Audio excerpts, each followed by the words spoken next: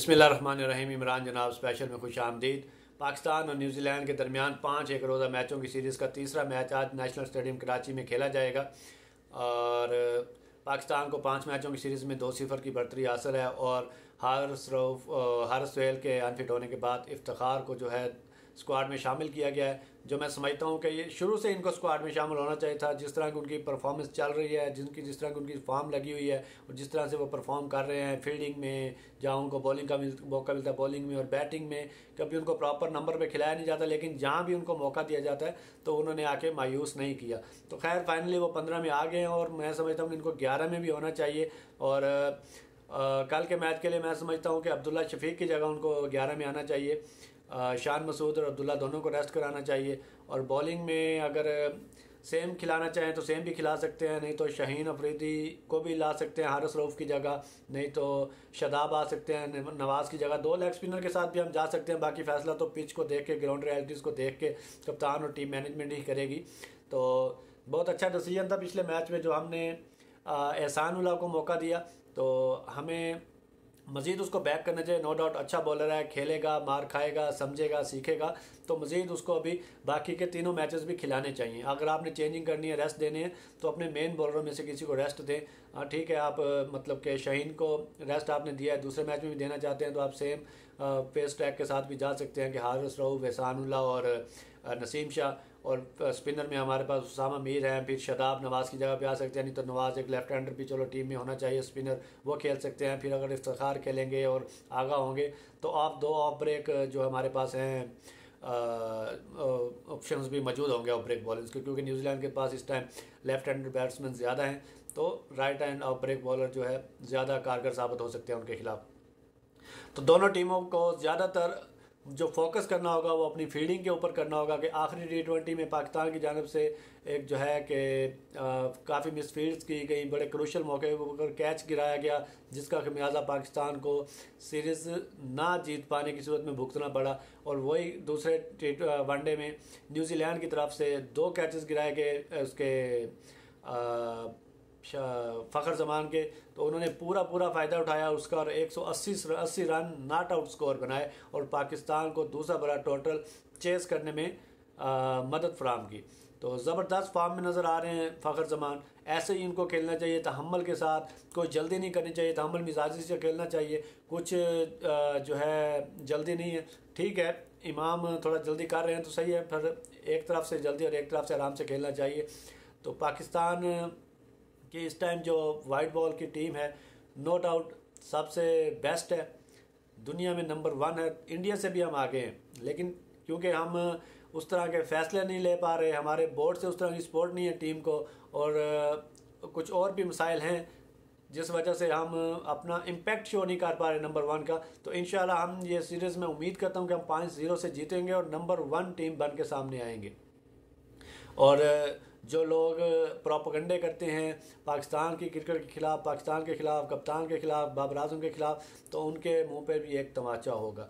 अब रिजवान ने ख्वाहिश का इजहार किया है कि वो नंबर 4 पे खेलना चाहते हैं, तो उनका नंबर 4 ही है। मैं समझता हूँ कि शायद उनको नंबर 5 पे इसलिए खिलाया गया है कि नए प्लेयरों को एडजस्ट कर रहे थे, मौका दे रहे थे, उन्हें इनफ टाइम देना चाह रहे थे क्रीज़ के ऊपर, इसलिए उनको शायद ऊपर नंबर पर खिलाया गया कि जाके अपना टाइम लेकर खेलें। तो शान मसूद ठीक है, टैलेंटेड प्लेयर हैं, लेकिन वनडे में नंबर 4 पे मैं नहीं समझता कि उनकी कोई जगह बनती है, क्योंकि वो ऐसे प्लेयर हैं कि उनको जब भी वो बैटिंग के लिए आएंगे उनको थोड़ा टाइम चाहिए, वो सेट होकर खेलते हैं, उनको 2 4 5 10 बॉल्स चाहिए सेट होने के लिए, उसके बाद ही वो आते हैं। बहुत मुश्किल, बहुत रेयर मैंने देखा है कि वो आके आएँ और आते ही रन बॉल खेलना शुरू कर दें। अब आपका मैच फंसा हुआ और आपको 8 ओवर में 70-80 रन चाहिए हो या 6 ओवर में 40-45 रन चाहिए हो और वहाँ पे आके आप 3-4-5 डॉट बॉलें खेल दें, तो ये पूरी टीम के ऊपर प्रेशर है, आपके पीछे आने के लिए प्रेशर है, दूसरे एंड पे खड़े प्लेयर के लिए प्रेशर है, तो फिर जीता जिताया मैच जो है वो हार में बदल जाता है। तो ये चीज़ें जो हैं बहुत इंपॉर्टेंट हैं, क्योंकि नंबर 4 5 6 पे ऐसे प्लेयर चाहिए होते हैं जो कम से कम रन बॉल से खेलें, उनके पास टाइम कम होता है, उनके पास ओवर्स कम होते हैं, और वैसे भी जब आप 35-40 ओवर्स के दरमियान या 40 ओवर्स के बाद बैटिंग के लिए आते हैं तो आपको 50 करना ज़रूरी नहीं होता, वो मैच की सिचुएशन के हिसाब से आपने खेलना होता है। और अगर आप 35 ओवर के बाद आके 50 ओवर तक खेल जाते हैं तो फिफ्टी तो आप आराम से कर ही सकते हैं।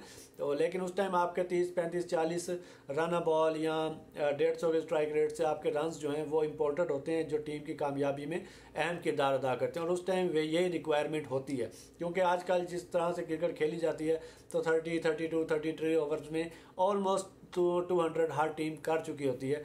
तो उसके बाद जो है बड़ा एक प्लेटफॉर्म सेट होता है आने वाले बैट्समैनों के लिए। तो इसलिए अभी एक ज़रूरत बन गई है वनडे क्रिकेट की कि नंबर 4, 5, 4 पे नाम इसे तो 5, 6, 7 पे जो है आपके पास तेज़ खेलने वाले प्लेयर हों। तो अब मैं समझता हूँ कि नंबर 4 पे आज तीसरे मैच में रिजवान को ही मौका देना चाहिए। नंबर 5 पे फिर हमारे पास होंगे इफ्तिखार होंगे, नंबर 6 पे आगा होंगे, नंबर 7 पे अगर नवाज़ होंगे या शदाब होंगे वो होंगे, फिर 8 पे उसामा होंगे और फिर 3।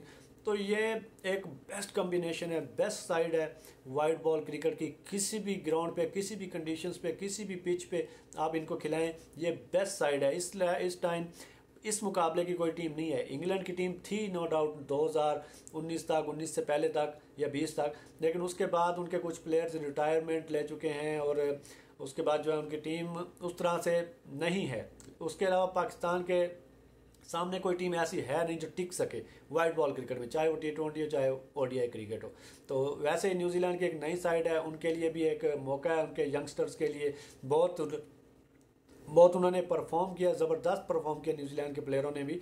पहली दूसरी सीरीज़ है, 4-4, 5-5 मैच खेले हुए हैं और आए हैं, उन्हें चांस दिया है बोर्ड की तरफ से। जिस भी वजह से उन्हें चांस मिला है वो सबके सामने, लेकिन उन्होंने मायूस नहीं किया और उनको ये पता है कि उन्होंने वर्ल्ड कप नहीं खेलना। वर्ल्ड कप को उनके मेन प्लेयर ही आके खेलेंगे। एक दो इनके साथ जो प्लेयर होंगे वो ज़ाहिर बात है स्क्वाड में तो शामिल रहेंगे। तो बड़ी ज़बरदस्त उन्होंने बॉलिंग, फील्डिंग, न्यूजीलैंड की फील्डिंग इस तरह होती नहीं है जैसे दूसरे वनडे में या कुछ मैचों में दिखाई दी है। वो बहुत स्ट्रॉन्ग फील्डर्स होते हैं, उनकी फील्डिंग।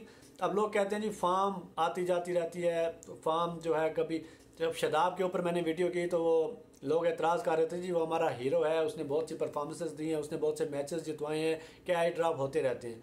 और भाई फॉर्म में होना या ना होना, बॉलिंग और बैटिंग में तो समझ आता है कि आप फॉर्म में नहीं है, फील्डिंग में कौन सी फॉर्म, ये मुझे लॉजिक समझ नहीं आती लोगों की, तज्जिया निगारों की, क्रिकेटरों की। कहते हैं जी फॉर्म, फील्डिंग में कौन सी फॉर्म होती है?